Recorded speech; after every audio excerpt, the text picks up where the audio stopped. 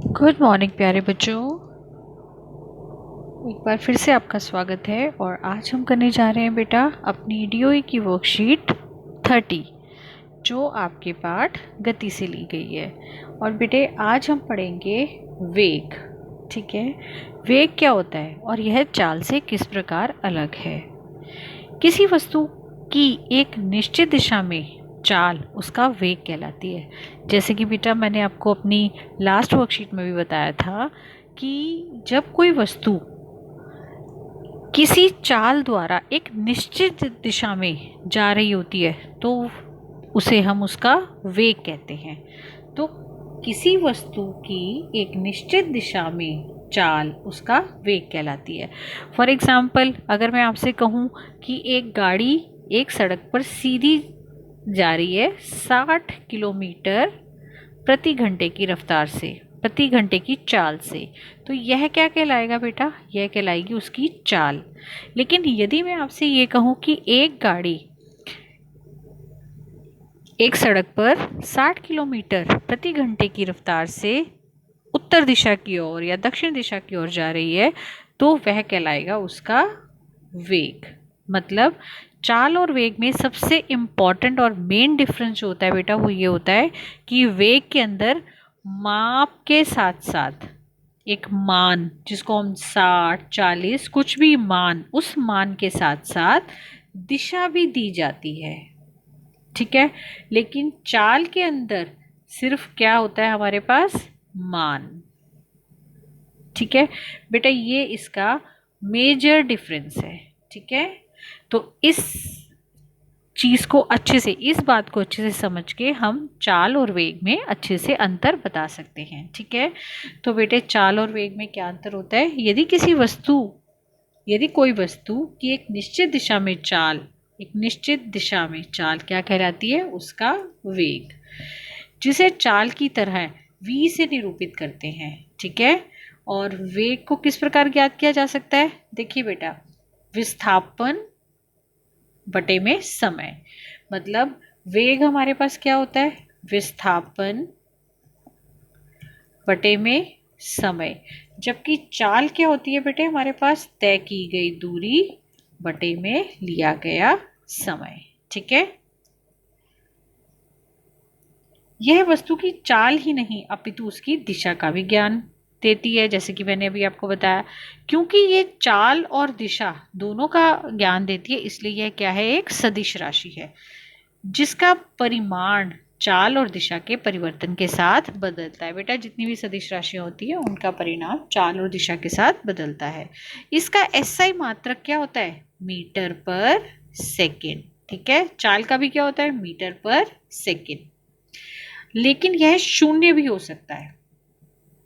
क्यों, क्योंकि विस्थापन हमारा क्या हो जाता है, शून्य भी हो सकता है, नेगेटिव भी हो सकता है, माइनस में भी हो सकता है और शून्य भी हो सकता है, इसलिए हमारा वेग भी शून्य हो सकता है। मान लो कि आप अपने, ये आपका है स्कूल, चलिए मैं ऐसे लिखती हूँ, ये स्कूल और ये आपका घर। आप घर से स्कूल के लिए आए और जिस रास्ते से आए आप उसी रास्ते से घर वापस चले गए। मान लीजिए कि बेटे आपका ये जो स्कूल है वो आपके घर से कह सकते हैं कि हम 2 किलोमीटर की दूरी पर है। ठीक है, तो 2 किलोमीटर थोड़ा वैसे ज़्यादा हो गया।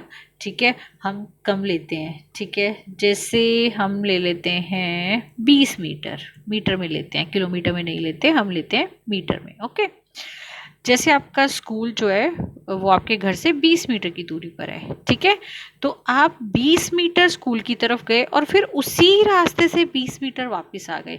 तो बेटा जाने में लगे 20 मीटर, वापस क्योंकि आप विपरीत दिशा में आ रहे हैं तो 20 मीटर। और वैसे भी अगर आप देखें, देखिए आप घर से स्कूल गए और स्कूल से घर वापस, तो आप जिस स्थान से गए आप उसी स्थान पर वापस आ गए, तो विस्थापन हुआ ही नहीं। तो इस वजह से ये 20 माइनस 20 क्या हो जाता है, 0 हो जाता है। अब क्योंकि हमारा विस्थापन है, वेग किसके बराबर है, विस्थापन बटे में समय, तो अगर विस्थापन 0 हो सकता है तो फिर वेग भी हमारा क्या हो सकता है, 0 हो सकता है। ठीक है, फॉर एग्जाम्पल, अरे इन्होंने स्कूल का ही एग्जाम्पल दे दिया, आप अपने घर से स्कूल और उसी रास्ते से वापस स्कूल से घर की दूरी जो तय करते हैं, मान लो 10 मीटर तय करते हैं, तो इस स्थिति में आपकी चाल, हाँ ठीक है, अब आपको चाल बताते हैं। देखिए बेटा, ये था आपका स्कूल और ये था आपका घर, और हमने कितनी दूरी ली थी, हमने ली थी 20 मीटर की दूरी। अब अगर इसकी मैं चाल निकालूं, पहले आप गए अपने स्कूल, अपने घर से स्कूल, कितने मीटर चले, 20 मीटर। फिर आप स्कूल से वापिस आ गए, ठीक है, अपने घर, तो आपने कितनी दूरी तय करी, आपने 40 मीटर की दूरी तय करी, ठीक है। तो आपको इस स्थिति में आपकी चाल होगी, लेकिन विस्थापन इस स्थिति में आपकी चाल तो होगी, क्योंकि हम उसको डिवाइड कर देंगे जितना भी हमें समय लगा उससे, लेकिन विस्थापन हो जाएगा 0, क्योंकि ये वाला 20 किस में आ जाएगा, माइनस में आ जाएगा, ठीक है। तो 0 हो जाएगा, और अगर 0 से किसी भी क्वांटिटी को, किसी भी मात्रा को डिवाइड करते हैं तो क्या हो जाता है, आंसर 0 आ जाता है, ठीक है।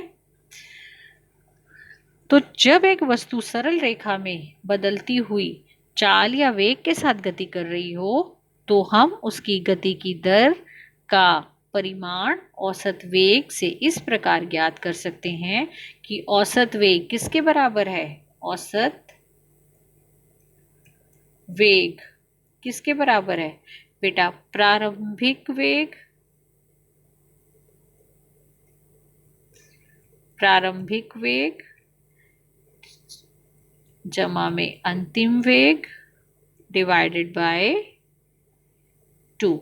मीन्स देखिए, अगर कोई वस्तु सरल रेखा में अपनी बदलती हुई चाल, ये मान लीजिए कार एक सरल रेखीय गति से आगे बढ़ रही है, चाल से आगे बढ़ रही है, लेकिन उसकी जो ये चाल और गति है वो बदल रही है समय के साथ साथ, ठीक है। तो उसका परिणाम हम कैसे ज्ञात करेंगे, औसत से, ठीक है। और वह औसत कैसे निकालेंगे कि प्रारंभिक कितनी थी और अंतिम वेग उसका कितना था, प्रारंभिक कितना था डिवाइडेड बाय 2। ओके, अब ज्ञान पूछते हैं जिज्ञासा दीदी से, हम ये कब कह सकते हैं कि एक वस्तु एक समान गति में है या नहीं है, और ऐसी स्थिति में वस्तु का वेग क्या होता है, ठीक है। दीदी बताती है, यदि एक वस्तु सीधी रेखा में गति करते हुए समान दूरी समान समय में पूरी करती है, समान समय अंतराल में पूरी करती है, तो उसकी गति एक समान गति कहलाती है। बेटा ये आता भी है कि एक समान गति किसे कहते हैं, तो जब कोई वस्तु एक सरल रेखीय गति में होती है, जब कोई वस्तु एक सीधी रेखा में गति करती है और वो समान दूरी तय कर रही है बेटा, समान समय अंतराल में, तो वह क्या कहलाएगी, उसकी एक समान गति, ठीक है। परंतु और इस क्वेश्चन इस उसमें बेटा वेग उसका क्या रहेगा, एक समान रहेगा, ठीक है। लेकिन अगर कोई वस्तु सरल रेखा पर गति कर तो रही है, लेकिन अलग अलग दूरी तय करती है, ठीक है, अलग अलग दूरी तय करती है अलग अलग समय अंतराल पे, तो वह क्या कहलाएगी, असमान गति, ठीक है। ऐसी स्थिति में उसका वेग क्या हो जाएगा, असमान। और ये दो प्रकार का होता है बेटा, एक को बोलते हैं हम त्वरण, जो भी आपका, इसको आप दो भागों में, इस वेग को हम दो भागों में डिवाइड करते हैं, एक को बोलते हैं त्वरण, त्वरित गति या त्वरण गति, ठीक है। बेटा ये इसका क्या मतलब होता है, इसका मतलब होता है कि गति जो है वो वस्तु का वेग समय के साथ लगातार बढ़ रहा है, मतलब जो भी वस्तु गति में है उसका वेग जो है वो समय के साथ लगातार क्या हो रहा है, बढ़ रहा है, ध्यान दीजिएगा, ठीक है, बढ़ रहा है। जबकि दूसरा क्या होता है, मंदन, इस गति में वस्तु का वेग समय के साथ क्या होता है, घट रहा है, समझ रहे हैं। त्वरण में वस्तु का वेग क्या हो रहा है, बढ़ रहा है, और मंदन में क्या हो रहा है, घट रहा है। बेटा ये पॉजिटिव में होता है, ये नेगेटिव होता है, ओके।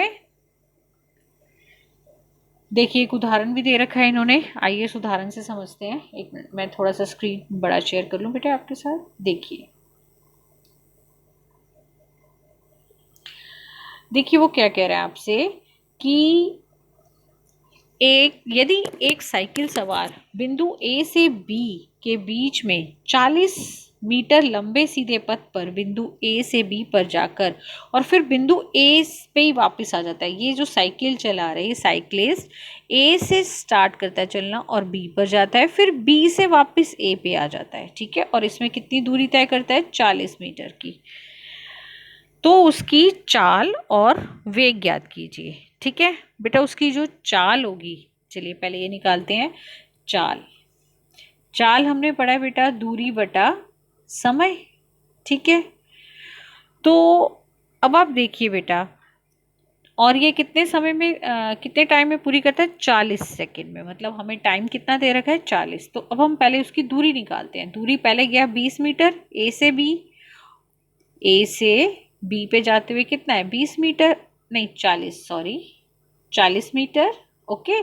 फिर बेटे वो बी से ए पे आ जाता है, कितना है? 40। तो कुल दूरी कितनी हो गई? 40 जमा 40 डिवाइडेड बाय समय। समय कितना है? 40 सेकेंड। कितना ले रहा है वो? 40 सेकेंड। तो मतलब हमारे पास क्या आ गया? 80 डिवाइडेड बाय 40, 2 मीटर पर सेकेंड। मीटर पर सेकेंड, ये क्या आ गई हमारे पास? चाल। ये क्या आ गई हमारे पास? ये देखिए सॉल्व करके दिखा रखा है, ठीक है। क्या आ गई? चाल, ठीक है। पर बेटा अब हमें उससे और क्या बोला? वेग भी निकालना है। और जैसा कि हमें पता है वेग का क्या होता है बेटा? वेग किसके बराबर होता है? वेग होता है आपका विस्थापन बटे में समय। अब हम विस्थापन निकालते हैं, ठीक है। देखिए बेटे, विस्थापन क्या होता है? वह ए बिंदु से चला और बी पे गया, कितनी दूरी तय करी? 40 मीटर। और फिर वापस बी से ए पे आ गया, फिर से कितना चला? 40। तो बेटा विपरीत दिशा में आया वो, तो 40 माइनस 40 कितना हो गया? 0। तो जो विस्थापन हुआ वो क्या हो गया? 0। वो जहां से चला था वो वहीं वापस आ गया, ठीक है। तो 0 डिवाइडेड बाय 40। और बेटा हमने मैथ्स में भी पढ़ा है कि किसी भी अगर न्यूमिनेटर उसमें अगर 0 होता है तो वैल्यू क्या हो जाती है? 0 हो जाती है, ठीक है। तो ये अंश में, जिसको हम हिंदी में क्या कहते हैं? अंश। अंश में अगर 0 होता है, ठीक है, तो क्या हो जाती है वैल्यू? उसका आंसर क्या हो जाता है? 0। तो 0 मीटर पर सेकेंड, ये क्या आ गया? उसका वेग। तो ये था ये उदाहरण। और बच्चे ये थी आज की आपकी वर्कशीट, ओके। चलिए अब इसके क्वेश्चन आंसर्स पे नज़र डाल लेते हैं, ठीक है। पहला बच्चे, वेग और चाल में क्या अंतर होता है बेटा? देखिए, जो आपका वेग होता है वो पहला तो सबसे पहला यही लिख सकते हैं आप, किसी वस्तु की एक निश्चित दिशा में चाल उसका क्या कहलाती है? वेग। निश्चित दिशा ज़रूर मेंशन करिएगा। दूसरा बच्चे कि ये क्या है? यह इसको किससे लिखा जाता है? विस्थापन बटा समय। तीसरा आप इसमें क्या लिख सकते हैं? यह एक सदिश राशि है, ठीक है। और इसमें क्या लिखा जा सकता है कि यह वस्तु की दिशा के साथ, और आप इसमें लिख सकते हैं यह शून्य भी हो सकता है, ठीक है। तो ये आप किसके बारे में लिख सकते हैं? वेग के बारे में। अब आइए चाल के बारे में। चाल इकाई समय में तय की गई दूरी को क्या कहते हैं? चाल, जो आपकी पिछली वाली वर्कशीट में भी हमने पढ़ा था, ठीक है। और चाल का फॉर्मूला लिख सकते हैं आप, चाल बराबर दूरी बटा समय, ठीक है। और उसके बाद आप लिख सकते हैं कि यह एक कौन सी राशि है? चाल अदिश राशि है, ठीक है। चाल जो है, क्योंकि ये इसका कुछ ना कुछ वैल्यू होगी बेटा, ये कभी भी नेगेटिव या शून्य नहीं होगी, ठीक है। और नेगेटिव में भी नहीं होगी कभी भी, ठीक है बेटा। माइनस में भी नहीं होगा कभी भी चाल, ठीक है। तो ये इसके डिफरेंस के बारे में आप लिख सकते हैं, ठीक है बच्चे। नेक्स्ट क्वेश्चन देखिए। नेक्स्ट क्वेश्चन है आपका, यदि एक कार 100 मीटर की दूरी 25 सेकेंड में तय करती है तो उसका वेग आपको बताना है, ठीक है। तो सिंपल है बेटा, वेग के लिए आप क्या लिख देंगे? 100 डिवाइडेड बाय 25। तो कैसे आ जाएगा आपका इसका?